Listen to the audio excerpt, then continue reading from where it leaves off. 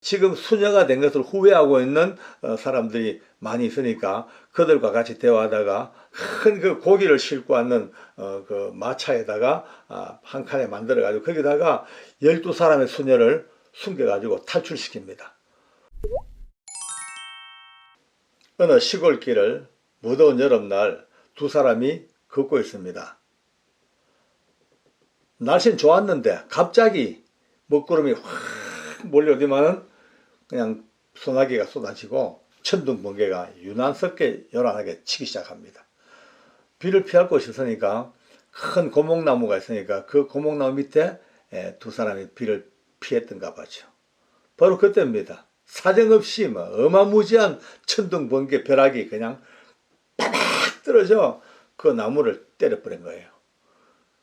친구 한 사람은 직접 감전돼 가지고 그 자리에서 즉사해버리고, 한 사람은 그나마 조금 벼락이 피해가서 간접 감전만 돼가지고 쓰러져. 그래도 그게 워낙 강하니까 그 이제 죽음 같은 상태로 혼수로 빠져들어갑니다. 빠져들어가면서 기도한 것이 성인들이시여 성자시여 저를 구원해 주소서. 그 당시만 하더라도 로마 카톨릭이 세계를 지배하던 시대니까 이제 모두가 다 성인 성자에 대한 숭배가 많이 컸죠. 이분도 역시 마찬가지로 막 그냥 의식을 잃으면서 어느 성인이시여 어느 성자시여 제발 저를 살려주시면은 일생 동안 하나님을 잘 섬기고 수도사가 돼가지고 그렇게 열심히 주의 일을 감당하겠나이다. 저 좀 살려주셔요. 그러고는 깜빡 의식을 잃어버렸어. 그리고 얼마나 지난 뒤에 병원에서 깨어났습니다. 이제 구조가 됐어요. 근데 깨어났는데 문제는요, 트라우마가 일생을 또 따라다니는 거예요. 교통사고만 큰 간 만나도요, 차만 지나가도 간이 철렁 일어나고 땀이 빼짝빼짝 난대요. 하물며 그 엄청난 벼락이 떨어지는 그 속에서 한 친구가 죽는 모습, 본인도 죽었다 깨난 그 트라우마가 얼마나 컸던지 죄책감과 함께 이게요, 일생을 따라다니는 완전히 막 그냥 불안 증세 온 거예요. 불안하죠. 늘 걱정이에요. 죄책감이 가슴에 남습니다. 나 같은 죄인이 이 쓰레기 같은 인간이 어떻게 주님을 기쁘시게 할 수 있을까? 내가 어떻게 하나님의 사람이 될 수 있을까? 라고 수도사가 되긴 됐어요. 약속 따라서 수도사가 돼가지고 수도원에서 열심히 하나님을 경배하고 성경을 공부하고 이렇게 노동도 하고 하면서도 늘 그게 마음의 불안이 떠나지가 않습니다. 항상 절박감입니다. 뭐 쫓기는 듯한. 조금만 생각만 잘못해도 그때부터 그 잘못된 생각 때문에 혹시 이 잘못된 생각을 하나님이 진노하셔서 몽둥이 들고 날 따라오지 않으실까, 채찍으로 날 치지 않으실까, 이런 걱정 때문에 잠시도 자유로움이 없고 평화가 없고 늘 불안과 초조 속에 살아가는 거예요. 다른 사람들 보니까 하나님을 사랑한다, 뭐 하나님의 사랑을 받았다 이런 얘기를 하는데 이분에게는요, 도대체가 그것이 받아들이지가 않습니다. 아무리 사랑하려고 해도 마음속에는요, 불안과 분노가 팍팍 올라오고 사랑받는다는 느낌도 못 들고 그렇게 사는 이 지옥 같은 인생을 살아가는 겁니다. 자기가 죄인임을 너무 깊이 깨달으니까 그 절망감에서 헤어나질 못하고 계속 밑에 깔아앉는 거예요. 그러다가 주변에서 많은 분들이 이 훌륭하고 똑똑한 사람이 변호사입니다. 또 변호사 출신이 변호사 출신입니다. 공부도 많이 했고, 그러니까 이 변호사 출신의 수도사가 너무나 이렇게 누가 옆에서 봐도 도대체가 삶의 희망도 없고 용기도 없고 하니까 더 많이 공부를 시키고 유학도 보내고 했는가 봐요. 그래도 해결이 안 됩니다. 근데 어느 날, 그날도 너무 괴로워서 성경을 쭉 보는데 늘 보던 성경 수없이 읽었고 수많이 공부했고 수많이 설교했던 성경인데 쭉 보다 보니까 로마서 1장에 눈이 딱 박혔어요. 17절입니다. 복음에는 하나님의 의가 나타나서 믿음으로 믿음에 이르게 하나니 기록된 바 오직 의인은 믿음으로 말미암아 살리라 하셨느니라. 이 말씀이 딱 좋은 거예요.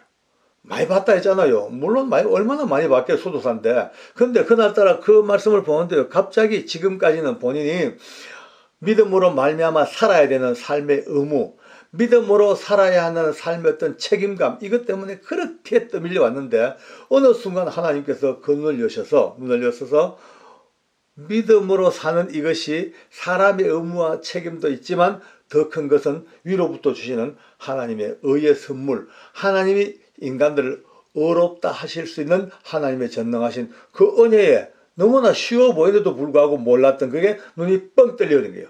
엄청난 세계가 열려버린 거예요. 뭐 하늘을 날 듯이 이 의가 내 의가 아니고 하나님의 의로구나. 위로부터 주신 그 의가 그때부터 이 기쁨이 넘쳐서 지금 억눌렸던 이게 펑 터지니까 기쁨과 감격이 하늘을 찌르죠. 누구실까요? 그 유명한 마틴 루터입니다. 기독교의 창시자라고 할 수 있는 마틴 루터. 믿음으로 살아가는 하나님의 사람들, 이 놀라운 성경을 열어주신 마틴 루터의 이야기입니다. 이분이 이제는 넘치는 감동으로 어느 소도시의 목사님이 되었어요. 목회자로 쭉 사역을 합니다. 열심히 사역하고 그 주변 많은 사람들에게 기쁨을 나눠주고 본인이 받았던 이 믿음의 비밀을 가르쳐주고, 그런데 어느 날 교황청에서 사람들이 나왔습니다. 그러니까 그 당시에 베드로 성당을 크게 지어야 되겠네요. 돈이 없으니까 전 국민들에게 모금을 합니다. 그냥 돈 내라가 아니고 함을 딱 들고 와가지고 그 이름난 면죄부를 팝니다. 누구든지 이 통 안에 동전, 은 하나, 금 하나, 땅그랑 떨어뜨리면 땡그랑 소리가 날 때마다 연옥에 있는 그대들의 가족들, 그들의 선조들이 모두 천국으로 올라간다. 이렇게 이제 얘기가 나온 거예요.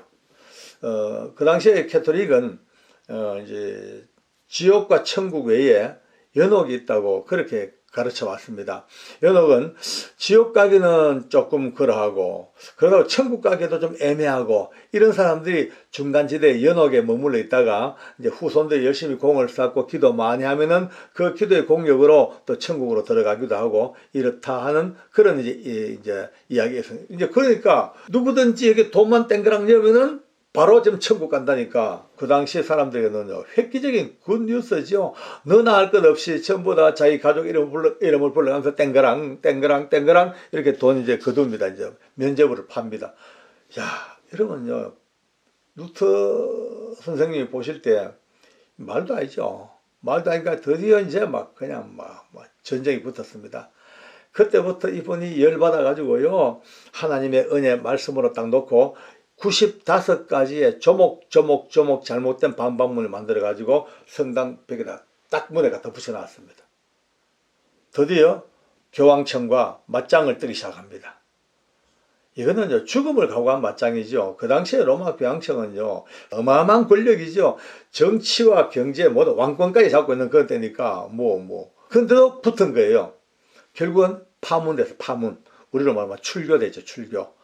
파문되고 드디어 그 공권력에 의해서 왕정과 종교가 같이 통합된 큰 회의가 열리고, 거기에 이제 딱 호출돼 가지고 거기서 변론을 합니다. 거기는 가면은 거의 죽음입니다. 거의 죽는 거죠. 근데 죽음을 각오하고 간 거예요. 가서 드디어 논쟁이 붙습니다. 교황청에서는요, 이렇게 얘기합니다. 아주 미친 돼지 하나가, 난폭한 돼지 하나가 가장 신성한 포도원으로 쫓아 들어왔다 하고 루터를 갖다가 미친 돼지, 아주 난폭한 돼지로 매도하고, 그렇게 이제 너 모든 주장을 전부 다 철회해라. 95개 항목을 철회하라니까 나는 죽어도 철회하지 못하겠노라고 드디어 목숨을 건 깡다구의 맞짱을 계속 벌리다가 결국은 거기서 이제 끝이 안 나고 그는 도망을 갑니다. 성경에 보면은 아합 임금의 얼굴을 피해서 큰 소리 빵 하며 외치고 도망갔던 엘리야의 모습이 떠오르기도 합니다. 어쨌든 그 어마어마한 교황청과의 싸움을 결국은요, 양보하지 아니하고 루터는 피신하고 도피하고 많은 역경을 겪으면서 그의 인생이 이제 흘러갑니다. 참 재밌는 일화가 있더라고요. 책에 보니까 어느 수도원에서 루터가 보니까 부모님에게 억지로 강제로 끌려왔던지 아니면 그때 잘못 생각했던지 어쨌든 간에 지금 수녀가 된 것을 후회하고 있는 사람들이 많이 있으니까 그들과 같이 대화하다가 살려줄게 그러고는 이 루터가 꾀를 내가지고 큰 그 고기를 싣고 왔는 그 마차에다가 한 칸에 만들어가지고 거기다가 12사람의 수녀를 숨겨가지고 탈출시킵니다. 그 당시에는요, 수도원의 수녀를 탈출시키는 굉장히 큰 중죄에 해당하더라고요. 근데 이미 목숨 내놓은 루터에게는 내놓을 게 뭐 있겠습니까? 그래서 12명의 수녀가 탈출한 거예요. 거의 대부분이 꿈에 그렸던 세상으로 다시 돌아와서 결혼하고 그래서 삽니다만은 재밌는 건 그 중에 또 여자 한 사람이 이름이 캐슬린. 이 캐슬린 여자가 루터에게 반한 거예요. 나이 차이가 많이 났어요. 나이가 18살 차이. 그러니까 그 당시에 루터가 42살, 이 캐슬린은 26살. 이 꽃다운 처녀가 루터에게 마음을 두고 그때부터 이제 루터에게 이제 막 구애를 합니다. 근데 알고 보니까 루터 선생님은 별로 여자에 관심이 없던 분이었어요. 원래 또 수도사니까 신부들은 여자들 뭐 별로 그렇게 뭐 결혼도 하지 아니하니까 독신주의니까 별로 관심도 없었고, 그런데 42살의 이 루터에게 26살의 캐서린 아가씨가 계속해서 I love you 하니까 결국에 이제 마음을 돌리고 결혼하기로 마음을 먹습니다. 나중에 보니까 결혼한 이유가 몇 가지가 돼요. 첫째, 만약에 내가 결혼하면 우리 고향에 계신 우리 아버지가 너무 좋아하시겠다.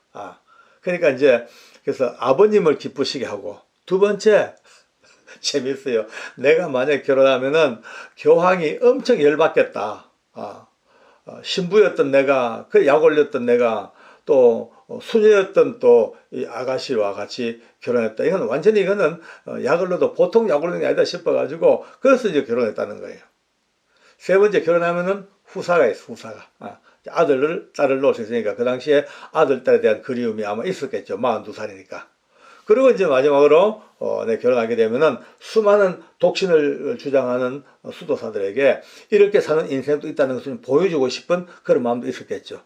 결국은 그렇게 이제 결혼했습니다. 나중에는요, 얼마나 사랑했던지 그런 말을 남겼대요. 내가 만약에 뭐 독일과 프랑스를 다 준다 해도 내 아내는 안 바꾼다. 그 정도까지. 금슬이 좋아서 무려 6남매를 낳았어요. 6남매 놓고 그 만년은요, 나름대로 열심히 목회 생활하면서 성경을 연구하면서 그리고 아이들을 키우면서 아마 육아에 있어가지고 아주 탁월한 재능을 가졌던가 봐요. 그렇죠. 6이니까 같이 키워야죠. 뭐 아내와 같이. 늘 보이는 아주 익숙한 모습이 그 위대한 종교개혁자가 그 마당에서 말이죠. 애기들 똥기저귀 빨아가지고 늘고 걷고 요즘 같이 뭐 일회용이 아니고 그때마다 전부 기저귀 뭐 빨고 세탁해야 되니까 끊임없이 서서 뭐 똥기저귀 빨았다 넣었다 이걸 보고 사람들이 많이 웃기도 했습니다만 그는 전혀 위축되지 아니하고 늘 그래 얘기했대요. 내 이것을 보시고 하나님과 천사들이 얼마나 기뻐할 것인가, 그게 기쁨이 느껴진다면서 그렇게 행복하게 이렇게 이제 만년을 살아갑니다.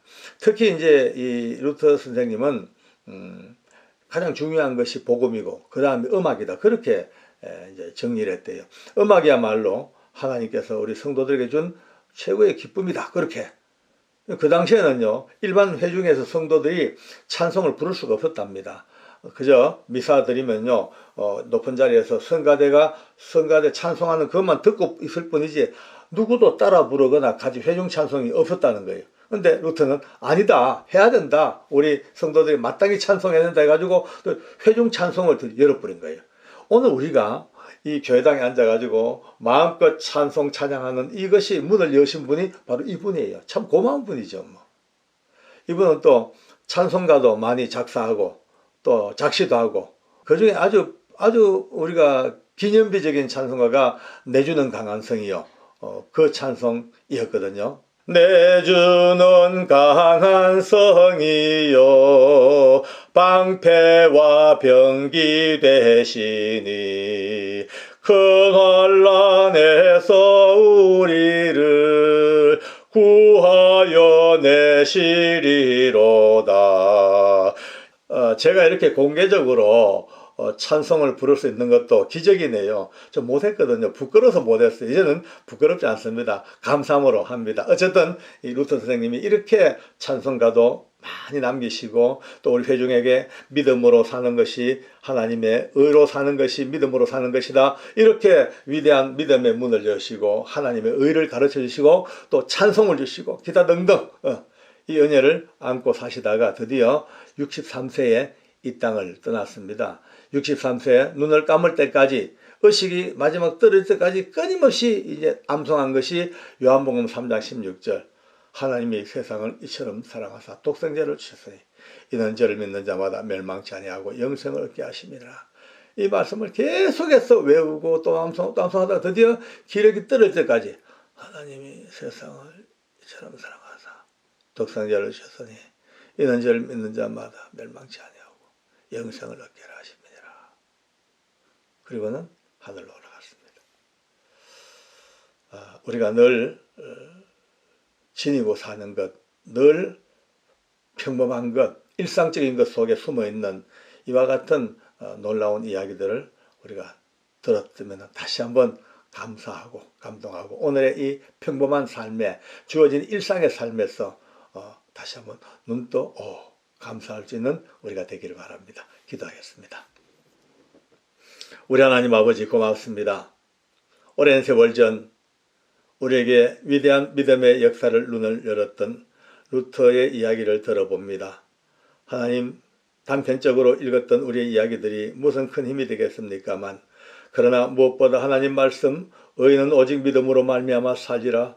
이 의인에 된 이 기쁨이 하나님으로부터 놀라운 은혜의 선물이며 하나님의 능력이 뭘 깨닫고 의와 믿음의 상관관계 속에서 우리가 또 한 번 우리도 자유함을 얻을 수 있는 역사가 있게 하셔서 너무나 감사합니다. 일생 다할 때까지 이 믿음으로 살게 하시고 이 하나님의 의로 살게 해 주시옵소서. 감사 찬송 영광 다 주께 돌려드리며 예수님의 이름으로 기도드리옵나이다. 아멘 아멘 아멘.